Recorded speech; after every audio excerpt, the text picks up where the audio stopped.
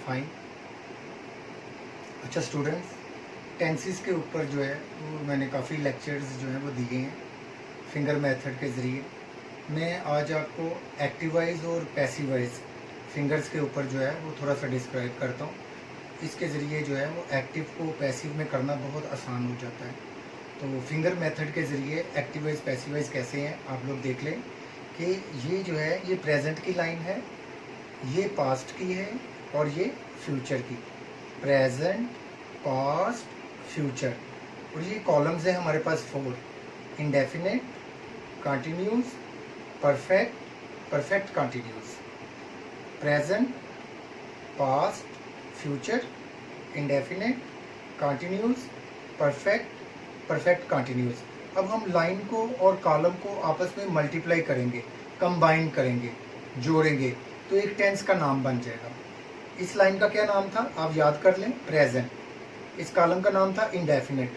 दोनों को इकट्ठा करके बोले प्रेजेंट इंडेफिनेट, तो ये पहले टेंस का नाम बन गया।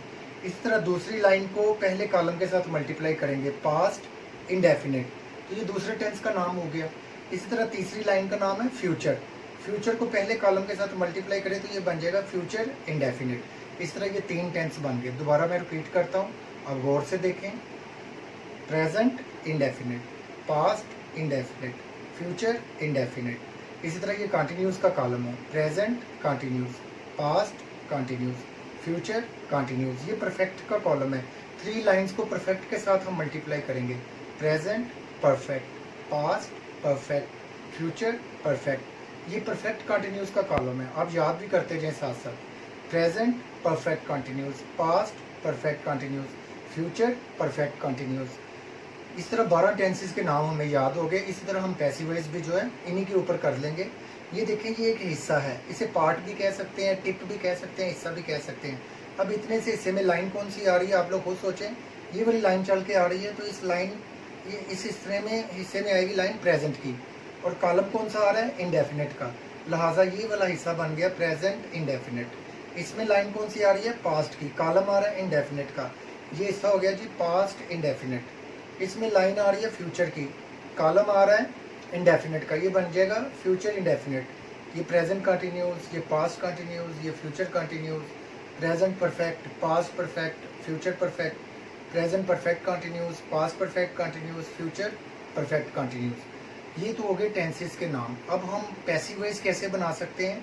सबसे पहले हम प्रेजेंट इंडेफिनेट का पैसिवाइज बनाते हैं। ये देखिए, ये प्रेजेंट इंडेफिनेट है क्योंकि इसमें लाइन प्रेजेंट की आ रही है और कॉलम इंडेफिनेट का आता है। प्रेजेंट इंडेफिनेट का जब हमने पैसिवाइज बनाना है तो हमने बिल्कुल इसके साथ वाले से, जो कि प्रेजेंट कंटिन्यूस है, उसके हेल्पिंग वर्ब हमने यूज़ करने हैं, इज, एम, आर। तो पैसिवाइज जब बनाना है आपने प्रेजेंट इंडेफिनेट के फिक्रों का, तो आपने इज, एम, आर को वो यूज़ करना है। पैसिवाइज में हमेशा तीसरी फॉर्म का इस्तेमाल करते हैं। जर्नल रूल्स हैं 5, वो आप अच्छे तरीके से याद कर लें, वो मैं आपको भी डिस्क्राइब कर लेता हूँ। Number 1, object change into subject. सबसे पहले आपने ये करना है, object change into subject. Object क्या होता है, जो फिक्रे के एंड के ऊपर चीज़ होती है उसे ऑब्जेक्ट कहते हैं, जो फिक्रे के शुरू में होती है उसे हम सब्जेक्ट कहते हैं, दरमियान वाले को वर्ब कहते हैं। तो ऑब्जेक्ट चेंज इनटू सब्जेक्ट यानी कि एंड के ऊपर जो कुछ भी होगा उसको उठा के आपने शुरू में ले आना, तो वो सब्जेक्ट बन जाएगा। For example, he eats food. अब देखें एंड के ऊपर क्या है, फूड, तो फूड को उठा के मैं शुरू में लिख दूंगा तो वो सब्जेक्ट बन जाएगा। पहला पॉइंट ये है और पहला रूल भी यही है कि ऑब्जेक्ट चेंज इनटू सब्जेक्ट। जो दूसरा पॉइंट है वो ये है कि हमने हेल्पिंग वर्ब यूज़ करना है।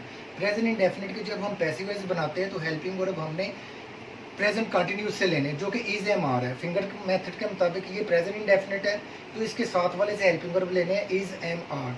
तो फूड के साथ कौन सा अच्छा रहेगा, फूड के साथ इज, एम, आर में से कोई एक आपने लगाना है। तो मेरा ख्याल है इज ठीक रहेगा, फूड इज, ठीक है। ये दूसरा पॉइंट है, इसको दूसरा रूल भी समझ लें। फिर तीसरा पॉइंट है, we always use third form of verb in passive voice sentences. तो हमने तीसरी फॉर्म लगानी है हमेशा, पैसिवाइज के फिक्रों में हमेशा तीसरी फॉर्म लगेगी, ठीक है। तो ईट पहली फॉर्म है, ही ईट्स फूड, तो ईट की तीसरी फॉर्म होगी ईटन, तो हम ईटन यहाँ पर लगा देंगे, फूड इज ईटन।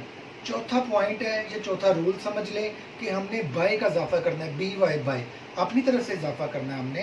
तो ये हो जाएगा फूड इज ईटन बाय, पांचवा पॉइंट या पांचवा रूल वो ये है, सबसे पहला पॉइंट क्या था, ऑब्जेक्ट को सब्जेक्ट बनाना है, लेकिन जो पांचवा पॉइंट है वो क्या है, सब्जेक्ट को ऑब्जेक्ट बनाना है आपने, ठीक है। अब देखें, ही ईट्स फूड, सब्जेक्ट के हमारे पास ही को उधर जाके एंड के ऊपर ले जाएंगे तो अपनी शक्ल थोड़ी सी बदल लेगा, तो वो हो जाएगा हिम। इसी तरह शी होगा, उधर जाके हर बन जाएगा, आई उधर जाके मी बन जाएगा, वी उधर जाके अस बन जाएगा, यू उधर जाके यू ही रहेगा, दे उधर जाके देम बन जाएगा, इट उधर जाके इट ही रहेगा। इस तरीके से हम प्रेजेंट इंडेफिनिट के एक्टिव वॉइस को पैसिव वॉइस में आसानी से कर सकते हैं। अब मैं 5 एग्जांपल्स आपके सामने रखता हूँ, बहुत आसान ईजी।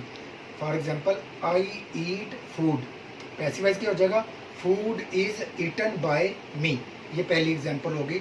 दूसरी हम लिख लेते हैं, आई राइट अ लेटर। अब लेटर से पहले ए लगा है, इसको भी आपने उठाकर शुरू में लेके आना है, a letter is written by me, ये दूसरी एग्जांपल हो गई। She takes tea, tea is taken by her, ये तीसरी एग्जांपल हो गई। They play cricket, cricket is played by them, चौथी एग्जांपल हो गई। यू कॉल मी, अब मी जो है जब इसको उठाकर उधर लेकर जाएंगे तो इसकी शक्ल जो है ना वो चेंज कर देंगे, आई उधर जाके मी बनता है तो मी उधर जाके आई बन जाएगा, तो क्या है, मी उधर जाके क्या बना, I. I write a letter is written by me, तो you call me, I am called by you. Okay students, उम्मीद है कि आपको कुछ ना कुछ ज़रूर समझ आई होगी। अगर आपको थोड़ी बहुत भी समझ आई है तो आप इसको ज़रूर आगे शेयर करें। ओके, खुदा हाफिज़, दुआ में ज़रूर याद रखिए।